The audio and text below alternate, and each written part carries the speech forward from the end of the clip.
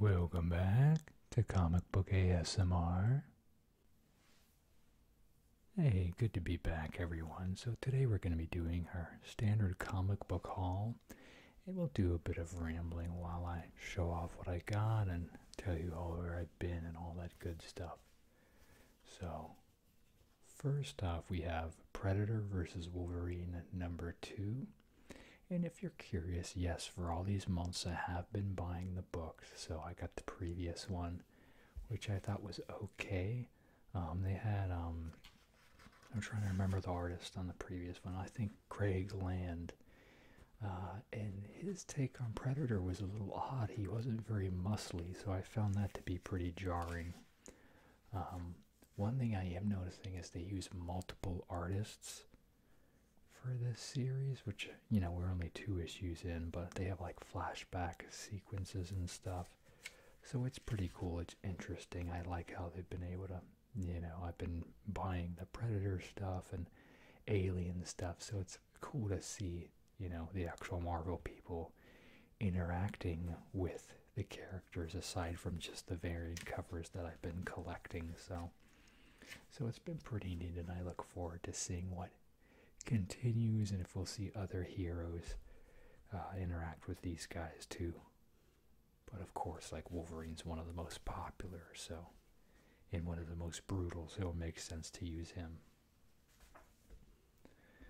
But yeah, I've been around and doing things, just not filming. So next we've got Action Comics number 1058. Yeah, I've been around. Basically, I've been going through a marital separation, unfortunately, after like 17 years of marriage, which was not something that I wanted to do. It was really on the partner's end as far as the actions she was doing to invoke me to respond in the way that I did.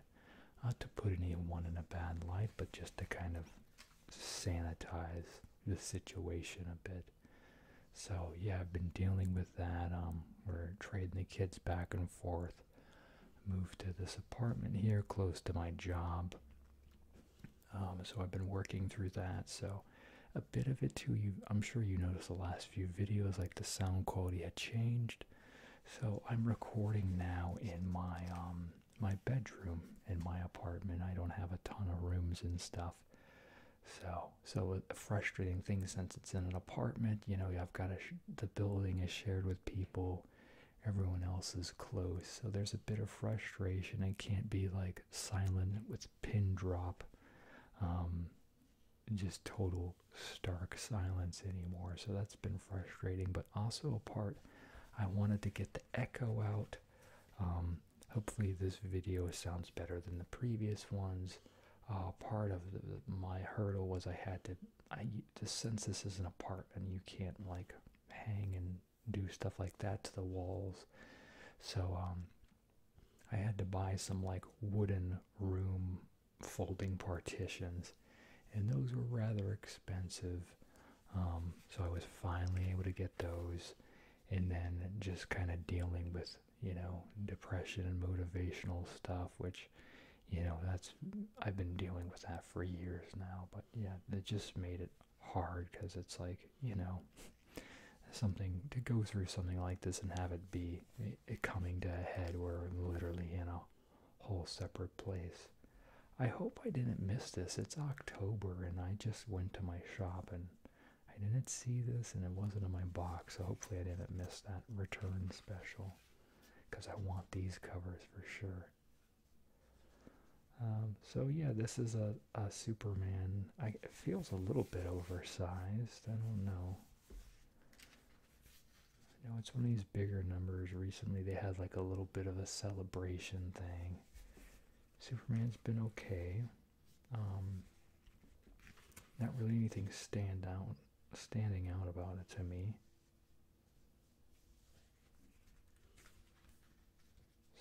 And then this is kind of a side story with the Superman family here, the extended family. So yeah, in a lot of books they've just not really been, you know, scratching that itch. for me, unfortunately. So when I moved, I had to sell a lot of my stuff. And a lot of the current books, it's like, I like staying up on them. I like continuing. Okay, so this is the special here, 850 legacy number, Superman 7. But it's like a lot of this, I'm like, is this a story I'm worthy of like keeping? Is this something I want to actually take up space with? Or is this just kind of a one and done? So that's where a lot of my current frustration and motivation lies. It's like I'm very rarely like completely like just awestruck over current books. It has to be really good. Even some of my favorite characters, like I have not cared for the recent Batman run. I try not to be negative on the channel and things like that. So I do respect the effort and the time it takes to make these books for sure. So I don't want to put anyone down. But it's like if a story just doesn't grab me right, it's hard for me to, sing praises and get excited about it. So yeah, I think this is a new character here. So Superman like freed him out of curiosity with someone that Luthor had imprisoned, I believe.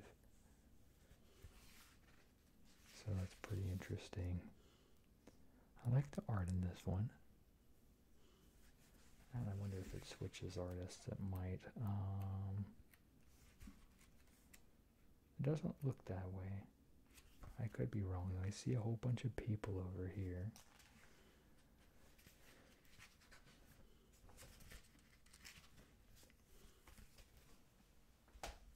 So yeah, just taking a lot of inventory of what I have and if I'm willing to keep it or not. World's Finest number 20. This looks great. We've got, I'm sure you all remember the Kingdom Come story. A lot of people forgot that Mark Waid wrote it, and he's been writing this World's Finest series, so this is a fun way for him to kind of get back into the swing of that particular story. Some Easter eggs and lots of references and stuff too, so I was hoping to have all these read before I filmed so I could give you some more thoughts, but unfortunately work got a little bit busier here recently, so I've been dealing with that too, and it's only going to get more hectic. We currently support one individual with special needs at my job, and by the end of the year we're supposed to have 3 total in the group home that I manage, so hopefully all that'll work, but as it's looking right now, I will more than likely have to be working the floor helping care for those individuals as well, which isn't a role that I typically take on. So that's a unique piece. Yeah. Another side thing, I've been going to a lot of concerts and shows and stuff. Might throw some images up, some freeze frames of some things I've done. Taken a lot of video. I was able to post, concert footage on Facebook and stuff. Can't put it on my YouTube for monetization and strike purposes. I guess I could throw it up for, just curiosity's sake, but then it just kind of confuses the people who come to your channel when they see random, cell phone concert videos on there. But yeah, no, this series continues to be great too. The art's solid, the writing is solid. Definitely one I enjoy picking up. So yeah, I met Pauly Shore. That was back in, I think, September or the end of August. Superman Lost number 7. I feel like I'm missing one, but I don't know.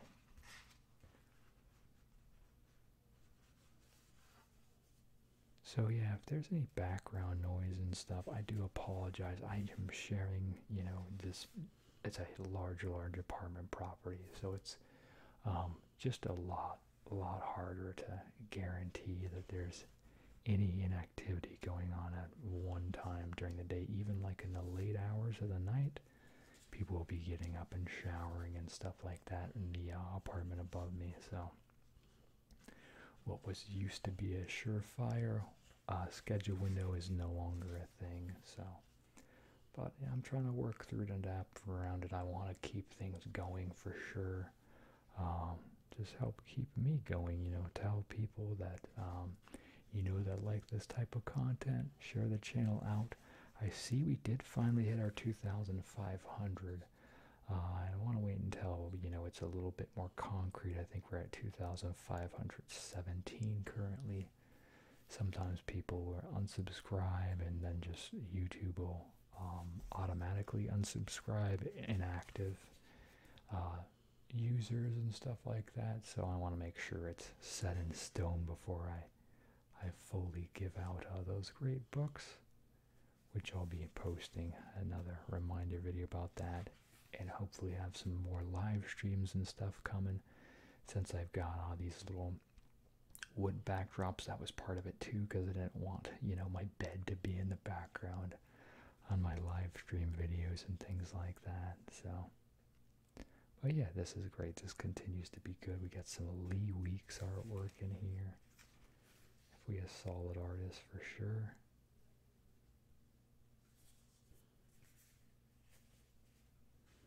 Let's do some tapping there.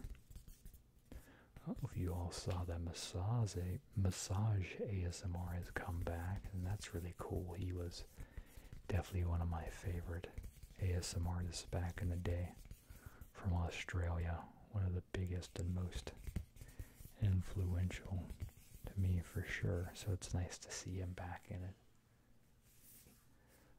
We got Berserker #1. This is a pen and ink, so this is all just black and white.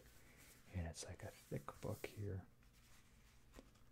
So yeah, Polly was cool.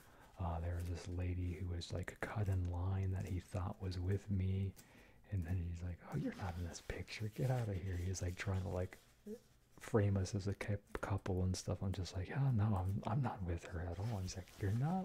Get out of here." So that was fun. Then I saw Coldplay. I saw Sting Impulsively, and I got a floor seat for that like the day before, or even the night of the show. I think I found out about the show the day before it happened, and then I was able to get a floor seat for under $200, so that was cool. And then I got to see Guns N' Roses, so that was awesome too. Another floor seat for that one. Saw Adam Sandler the night before that, so that was cool. And these were all just kind of like the Coldplay and Sting and all that. Those were like super close to each other, like within a week or so. So that was really fun.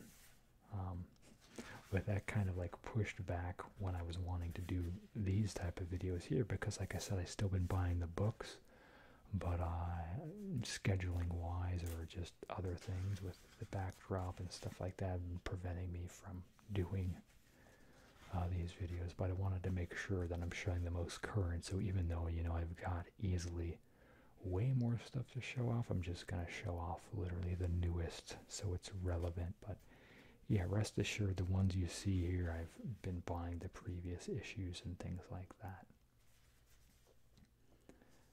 So yeah, this is cool. We've got like liner notes on here too. So this is pretty cool if you're big into Berserker and stuff. I thought it was pretty cool. Felt it went on a little long though, which is funny because they're going to continue it on, because of course they are. We got Captain America #2. This is a relaunch series here, written by Straczynski, drawn by Jesus Says, which is awesome. I loved issue 1. I love Jesus' style, so I enjoy it. We see just a lot of common talking here, but I'm sure as we get into it here, you'll be able to showcase and maybe see that I sing all these praises and then we don't even get him in costume in this one. Well, that's kind of a bummer. But trust me, issue 1 is really gorgeous. This is good too. It looks like it's a lot of Steve backstory downtime in this one though. And then Spider-Man's on the cover, so I'm curious if he's actually in the book. Next we have Turtles Stranger Things #4. This has been a lot of fun because we get to see like the old school 80s turtles, all the red bandanas, the wider heads and mouths and all that. So it's clearly going for the classic 80s Eastman and Laird combo here. You see kind of like the grittier ink. I love it. There's a really cool spread. I think it's, did I miss it back here? Each issue has had about one really good splash in it. So, I don't know. Well, this has some cool stuff, though, for sure. Oh, we've got the upside down thing happening here. So that's pretty awesome.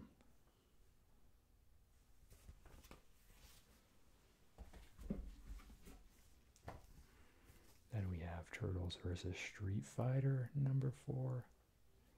This has been cool too, of course. Good time to be a Turtles fan.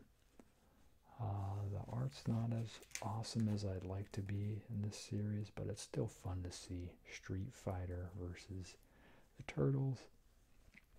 So it's fun. I really love, I've always been a huge fan of just kind of the over-the-top, over-exaggeration character design of Street Fighter and stuff. They're always really fun to look at those characters, you know, so to see them interact with the Turtles is great. It's a treat, so.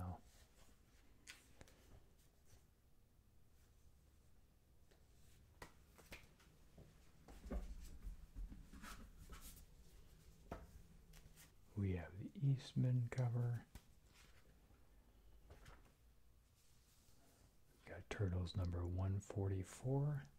This is the ongoing series. We have the Eastman cover.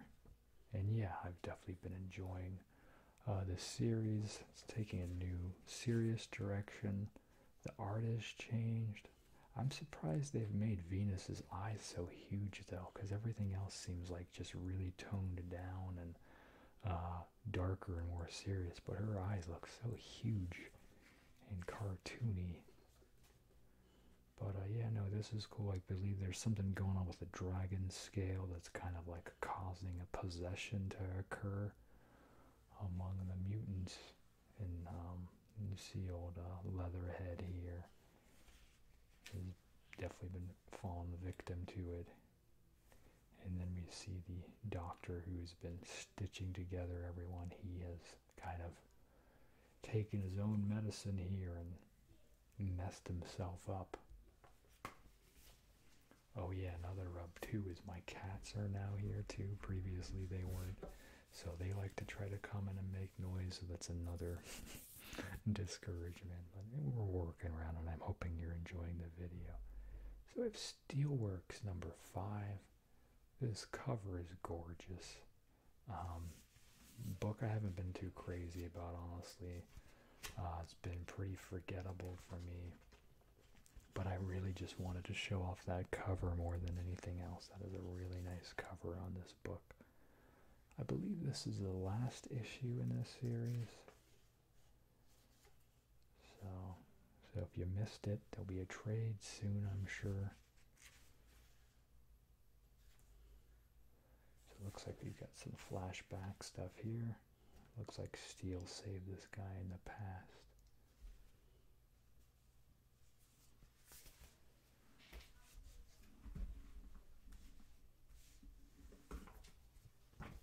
And we have Turtles Saturday Morning #6. Chrome Dome running for mayor, I believe. So they switched back to a not as great artist for this. It's still good, it's still cartoony, but I was spoiled by the guy whose style looks just like the cartoon show, just scanned in and put in panels previously. Oh yeah, we see Chrome Dome here with his half business suit. So this is really weird. I haven't read this yet, so I really don't know anything other than the fact that he's running for some sort of office.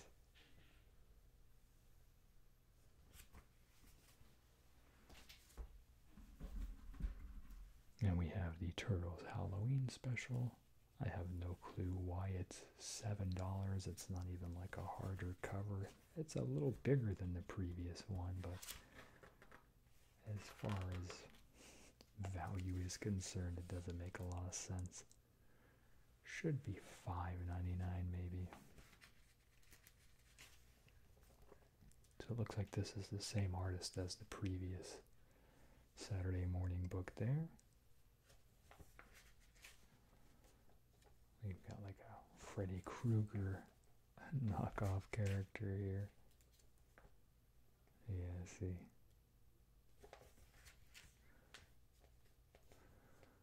The pizza zombie there. So yeah, this will be fun, I'm sure. It looks like it's the same art all the way through.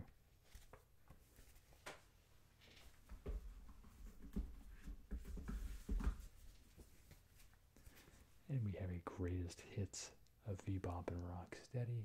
I think this is probably the last one of these they're going to do. I could be right. Let me look in the back. It'll say for a coming soon for a next one usually. Yeah, I don't see one. So, let's see what we're doing here. That's got Adventures 25, Villains Micro, Destroy Everything number 2, and Hit the Road number 5. So yeah, we've got a classic Archie one in here.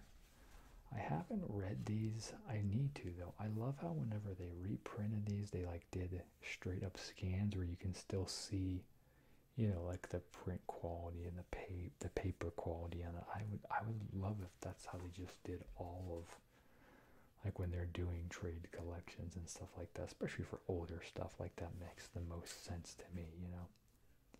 Because a lot of us, when we're trying to buy these classic stories and stuff, we are looking for that feeling of revisiting that content, and that's literally the best way visually to replicate it. It always throws me when I'll open up like a Marvel Masterworks or Epic Collection, and it's just like everything is so brightly colored. There's no slightly yellowed mute over everything, you know. So that's what I love about those Turtle Archie reprints. So that's it for the regular ongoing books here. I am buying other ones too, but here's the thing. I don't want to be negative, so I'm not showing them. I'm trying to, you know, if I can't say something nice about it, I don't want to show it. And I recently got this fun X-Men game here. This is the Mutant Apocalypse. This is the Capcom game for the Super NES. And this is definitely a good one. I remember I really love the sprite work and the music. Capcom really always does a really good job with that. Everyone is just kind of like really muscular and stuff. They look really cool. I still like the Clone Wars one on the Sega Genesis the best, but I remember this one was really cool. This was one that we got on a Black Friday sale at the Mobile Mall back in the day when we were kids. My brother actually bought it like KB Toys on clearance. So, good times. I look forward to revisiting this for sure. And then we had a long-time viewer. He recently asked, "Hey, what's a way to support the channel? I want you to look at a specific book and do a video on it." So the Lost Chromosome, Ben is his first name. He PayPal'd me, and there's a link below if you ever want to do this too. There's a link below on this video description for my PayPal if you just want to donate to the channel there and say, hey, could you use these funds for, you know, whatever book or comic you want me to pick up. I'll be more than happy to do that and shout you out on the video when I do it. So I'll be doing that for Ben, the Lost Chromosome as well. So I really thought that was great and very encouraging of him. Really appreciate that. And this should be the next video I do. Will be a flip through of this book here. So I did get some other cool stuff too, but I feel like I want to do a separate video because basically I got like a ton of X-Men stuff from, like, you know, the Jim Lee period. Some of it loose, some of it in trades, and then some of it prior to Jim Lee, but really too just kind of like that mid-80s all the way through 90s period. I got some trades. I got a bunch of floppies, pretty much Jim Lee's run from, I believe, 267 to 300, which that goes beyond Jim Lee's run. But So yeah, that's really cool, but I want to show that in a separate video because it's so much content to show off. But that's going to do it for now. Make sure to like, comment, subscribe. Thanks for sticking around and coming back to the channel after this hiatus I had. It hasn't been easy, but I definitely want to keep making videos for you all and spread the word. I thank you all so much. You have a super slumber. Thanks. Bye.